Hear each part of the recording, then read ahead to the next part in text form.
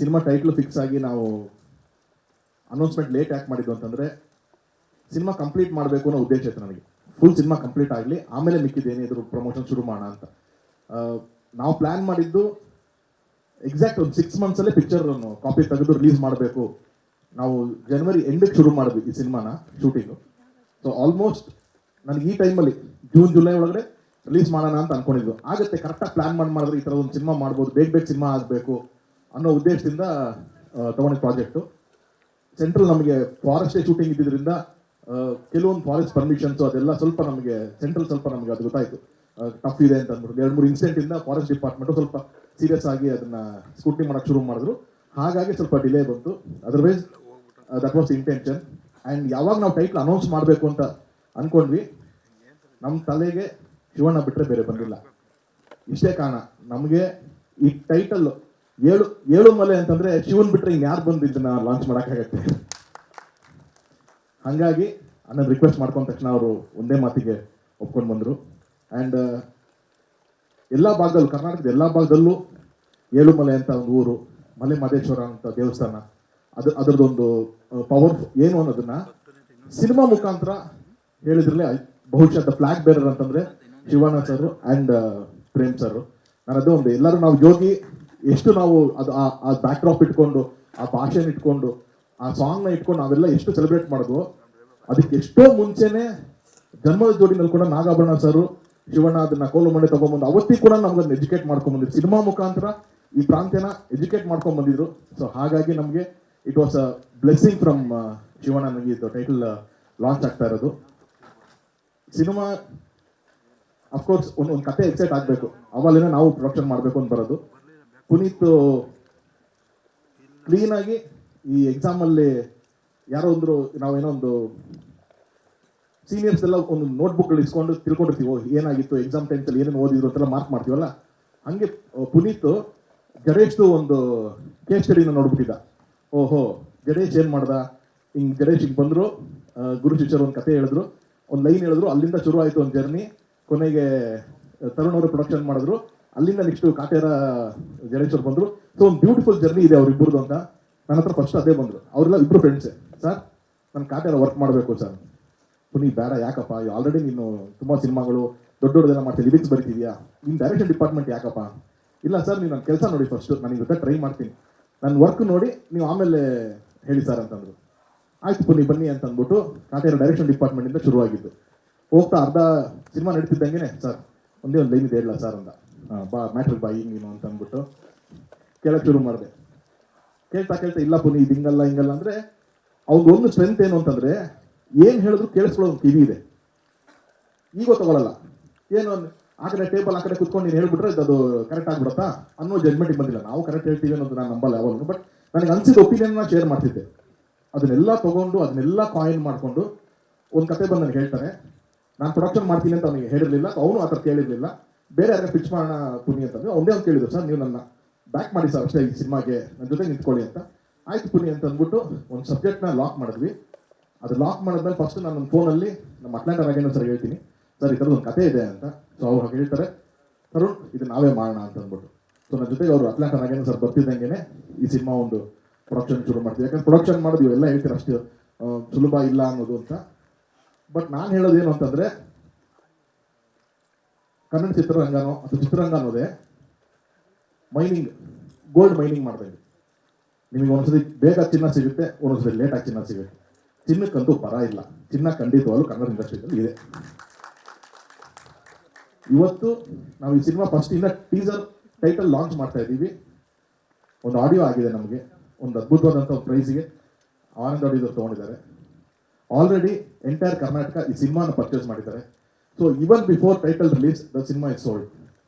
So ಅದೊಂದು ಹೆಮ್ಮೆ ಇದೆ. ಖಂಡಿತವಾಗ್ಲೂ ಒಂದು ಒಳ್ಳೆ ಪ್ರಾಡಕ್ಟು, ಒಂದು ಒಳ್ಳೆ ಕಾಂಟೆಂಟ್ ಇರುವಂಥದ್ದು ಏನೇ ಬಂತು ಅಂದರು ಅದಕ್ಕೆ ವ್ಯಾಲ್ಯೂ ಇದ್ದೇ ಇರುತ್ತೆ. ಸೊ ಯಾರು ನಾವು ತುಂಬ ಏನೋ ಚಿತ್ರರಂಗ ಹಿಂಗಿದೆ, ಒಂದು ಚಿಕ್ಕ ಫೇಸ್ ಇದ್ದೇ ಇರುತ್ತೆ, ಯಾವಾಗಲೂ ಒಂದು ಅಪ್ಸ್ ಆ್ಯಂಡ್ ಡೌನ್ಸ್ ಇದ್ದೇ ಇರುತ್ತೆ. ಫಸ್ಟ್ ಹಾಫಲ್ಲಿ ಒಂದು 2-3 ಸಿನಿಮಾ ಚೆನ್ನಾಗಿ ಆಗಿದೆ. ಸೆಕೆಂಡ್ ಹಾಫಲ್ಲಿ ಒಂದು ಅದ್ಭುತವಾದ ಸಿನಿಮಾಗಳು ಲೈನ್ ಅಪ್ ಇರೋದ್ರಿಂದ ಅದ್ಭುತವಾಗಿ ಆಗುತ್ತೆ ಅನ್ನೋ ಒಂದು ನಂಬಿಕೆ ಇದೆ. ಆ್ಯಂಡ್ ಒಂದು ಬ್ಯೂಟಿಫುಲ್ ಟೀಮ್ ಸೆಟ್ ಆಗಿತ್ತು. ಡಿ ಇಮಾನ್ ಅವರು ಮ್ಯೂಸಿಕ್ ಮಾಡ್ತಾರೆ ಸಿನಿಮಾಗೆ. ಅದ್ವೈತ ಕ್ಯಾಮ್ರಾಮನ್ ತುಂಬ ಅದ್ಭುತವಾದಂಥ ಒಂದು ಸಿನಿಮಾಟೋಗ್ರಫಿ ಮಾಡಿದ್ದಾರೆ. ಜಸ್ಟ್ ಅವ್ರು ಏನು ಕೇಳಿದ್ರು ನಾನೊಬ್ಬ ಡೈರೆಕ್ಟರ್ ಆಗಿ ಒಂದು ಪ್ರೊಡ್ಯೂಸರ್ ಆಗಿ ಎರಡೂ ಥರ ಯೋಚನೆ ಮಾಡಿ ಈ ಸಿನಿಮಾಗೆ ನಾನು ಒದಗಿಸ್ಕೊಂಡು ಬಂದಿದ್ದೀನಿ. ಕತೆ ಕಾಂಟೆಂಟ್ ಏನಿಲ್ಲ, ಇಷ್ಟೇ. ಈ ಸಿನಿಮಾ ನಡೆಯೋದು ಇಲ್ಲೊಂದು ಬಾರ್ಡರ್ ಕಾಣಿಸ್ತಾ ಇದೆಯಲ್ಲ, ಇಷ್ಟರಲ್ಲಿ ನಡೆಯೋ ಒಂದು ಕತೆ ಇದು. ಒಂದು ರಿಯಲ್ ನಡೆದಂಥ ಒಂದು ಇನ್ಸಿಡೆಂಟು, ಒಂದು ಚಿಕ್ಕ ಫಿಕ್ಷನ್ನು, ಎರಡೂ ಬ್ಲೆಂಡ್ ಮಾಡಿ ಮಾಡಿದಂಥ ಒಂದು ಸಿನಿಮಾ. ನಿಮ್ಮೆಲ್ಲರ ಆಶೀರ್ವಾದ ಇರಲಿ. And 2 beautiful new comers, Rana and Priyanka ಈ ಸಿನಿಮಾಗೆ ಬರ್ತಾರೆ ನನಗೂ ಗೊತ್ತಿರಲಿಲ್ಲ. ಬಟ್ 3 ತಿಂಗಳು 4 ತಿಂಗಳು ನಾವೇ ಟ್ರೈನಿಂಗ್ ಕೊಟ್ಟು ಅದಕ್ಕಿಂತ ಇನ್ನೇನು ಅಂತ ಅಂದ್ಬಿಟ್ಟು ಅಲ್ಲಿ ಮಹಾನಟಿನಲ್ಲಿ ಆಲ್ಮೋಸ್ಟ್ ಟ್ರೈನಿಂಗ್ ಆಗೋಗಿತ್ತು. ಸೊ ಪರ್ಫೆಕ್ಟ್ ಸೂಟ್ ಆಗ್ತಾಳೆ ಈ ಹುಡುಗಿ ಅಂತ ಅನ್ಕೊಂಡಿದ್ವಿ ನಾವು. ಆ್ಯಂಡ್ ಇವತ್ತು ನಾವು ಸಿನಿಮಾ ನಾನು ಕಾಪಿ ನೋಡಿದಾಗ ನನಗೆ ತುಂಬ ಹೆಮ್ಮೆಯಿಂದ ಹೇಳ್ತೀನಿ, is a very very very bright future Kannada ಇಂಡಸ್ಟ್ರಿಯಲ್ಲಿ ಇದೆ ಅವ್ರಿಗೆ. ಆ್ಯಂಡ್ ರಾಣಾಗೆ ನಾನು ಥ್ಯಾಂಕ್ಸ್ ಹೇಳಲ್ಲ, ನಾನು ಪ್ರೇಮ್ ಸರ್ಗೆ ಥ್ಯಾಂಕ್ಸ್ ಹೇಳ್ತೀನಿ. ಯಾಕೆ ಅಂತಂದರೆ ಅದೇನು ಹೇಳ್ತಾರಲ್ಲ, ಗೋಡೌನಲ್ಲಿ ಚೆನ್ನಾಗಿದ್ರೆ ಶೋರೂಮಲ್ಲಿ ಚೆನ್ನಾಗಿರೋದು ಐಟಮ್ ಬರೋದು ಅಂತ. ಎಕ್ಸ್ಟ್ರಾಂಡಾಗಿ ಅದು ಫ್ಯಾಕ್ಟ್ರಿ ಮ್ಯಾನುಫ್ಯಾಕ್ಚರ್ ಚೆನ್ನಾಗಿ ಆಗೋಗಿತ್ತು ಅಲ್ಲಿ.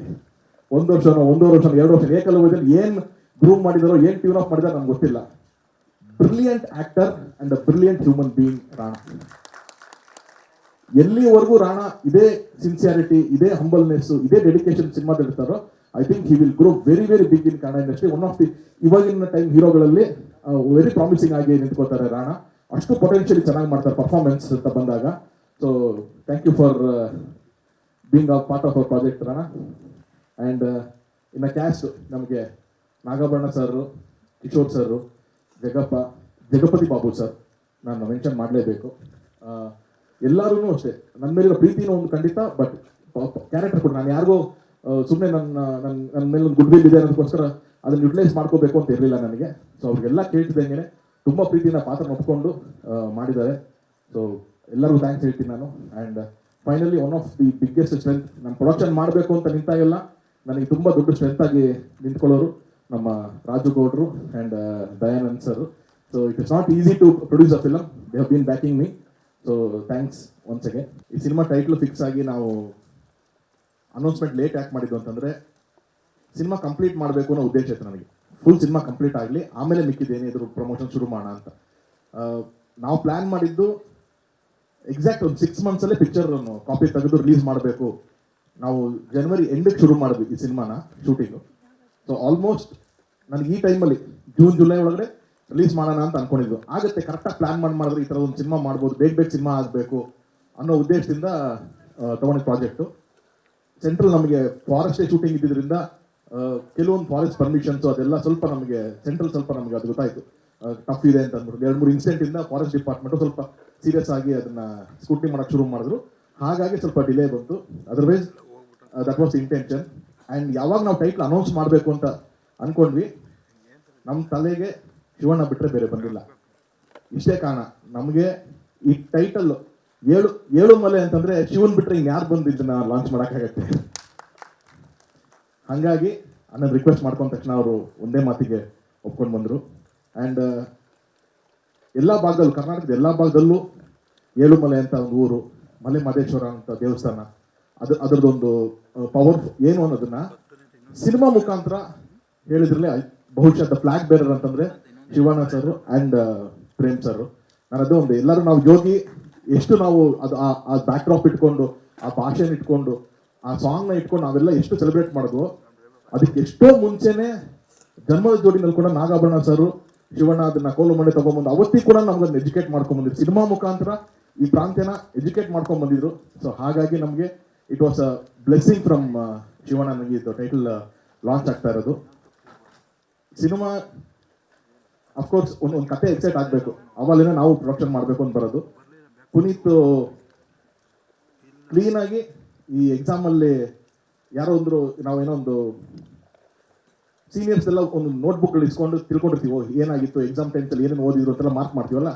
ಹಂಗೆ ಪುನೀತ್ ಗಣೇಶ್ದು ಒಂದು ಕೇಸ್ ಸ್ಟಡಿನ ನೋಡ್ಬಿಟ್ಟಿದ್ದ. ಓಹೋ, ಗಣೇಶ್ ಏನು ಮಾಡ್ದ, ಗಣೇಶ್ ಹಿಂಗೆ ಬಂದರು, ಗುರು ಶಿಷ್ಯರು ಒಂದು ಕತೆ ಹೇಳಿದ್ರು, ಒಂದು ಲೈನ್ ಹೇಳಿದ್ರು, ಅಲ್ಲಿಂದ ಶುರು ಆಯಿತು ಒಂದು ಜರ್ನಿ. ಕೊನೆಗೆ ತರುಣ್ ಅವರು ಪ್ರೊಡಕ್ಷನ್ ಮಾಡಿದ್ರು, ಅಲ್ಲಿಂದ ನೆಕ್ಸ್ಟು ಕಾಟೇರ ಗಣೇಶ್ವರು ಬಂದರು. ಸೊ ಒಂದು ಬ್ಯೂಟಿಫುಲ್ ಜರ್ನಿ ಇದೆ ಅವ್ರಿಬ್ಬರದು ಅಂತ. ನನ್ನ ಹತ್ರ ಫಸ್ಟ್ ಅದೇ ಬಂದರು. ಅವರೆಲ್ಲ ಇಬ್ಬರು ಫ್ರೆಂಡ್ಸೇ. ಸರ್ ನಾನು ಕಾಟೇರ ವರ್ಕ್ ಮಾಡಬೇಕು ಸರ್. ಪುನೀತ್ ಬೇಡ, ಯಾಕಪ್ಪ, ಆಲ್ರೆಡಿ ನೀನು ತುಂಬ ಸಿನಿಮಾಗಳು ದೊಡ್ಡ ದೊಡ್ಡದೆಲ್ಲ ಮಾಡ್ತೀನಿ, ಲಿರಿಕ್ಸ್ ಬರೀತಿದ್ಯಾ, ನೀನು ಡೈರೆಕ್ಷನ್ ಡಿಪಾರ್ಟ್ಮೆಂಟ್ ಯಾಕಪ್ಪ. ಇಲ್ಲ ಸರ್, ನೀವು ನನ್ನ ಕೆಲಸ ನೋಡಿ ಫಸ್ಟು, ನಾನು ಇವತ್ತು ಟ್ರೈ ಮಾಡ್ತೀನಿ, ನನ್ನ ವರ್ಕ್ ನೋಡಿ ನೀವು ಆಮೇಲೆ ಹೇಳಿ ಸರ್ ಅಂತಂದ್ರು.